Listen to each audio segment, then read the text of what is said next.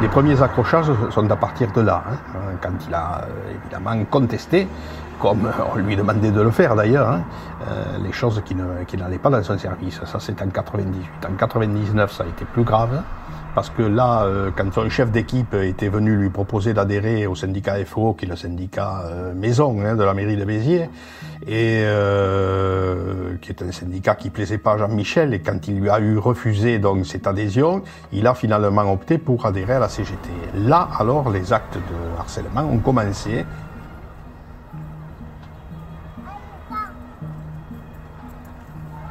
Il avait un collègue très proche avec qui il travaillait, qui se recevait même, je pense, à la maison, en dehors de la mairie.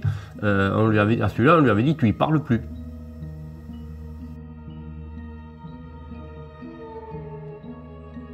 Il l'avait cherché sur ses enfants, qu'ils étaient blonds aux yeux bleus, et toujours dire que les femmes arabes, elles n'étaient pas forcément fidèles, enfin plein de sous-entendus.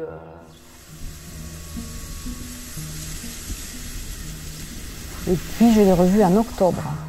Alors là, en octobre, c'est lui qui est venu me trouver en me disant que c'était catastrophique, le matin même, on avait failli lui taper dessus, qu'il ne pouvait plus rester là. Il en était convaincu, lui, qu'il ne pouvait plus rester là. Hein. Et donc j'ai donné un autre avis en disant que j'ai même dit que les incidents se multipliaient.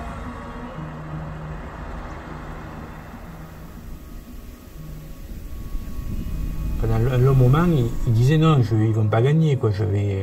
C'est mon métier, j'aime mon métier, j'ai fait des études pour ça, j'ai envie de m'épanouir dans ce métier-là. Et ils sont arrivés à faire en sorte qu'à un moment donné, ils fassent un courrier à la DRH en disant écoutez, j'accepte ma mutation, à contre-cœur, mais je l'accepte, et je suis prêt à accepter n'importe quel boulot.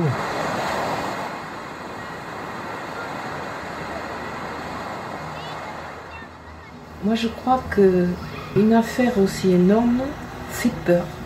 Fait peur parce que c'est tombé sur un garçon qui était doux, qui était aimable, qui était bien dans sa famille, et que finalement, on a tous autour de nous des doux, des aimables, des biens dans leur famille. Et si ça leur arrivait?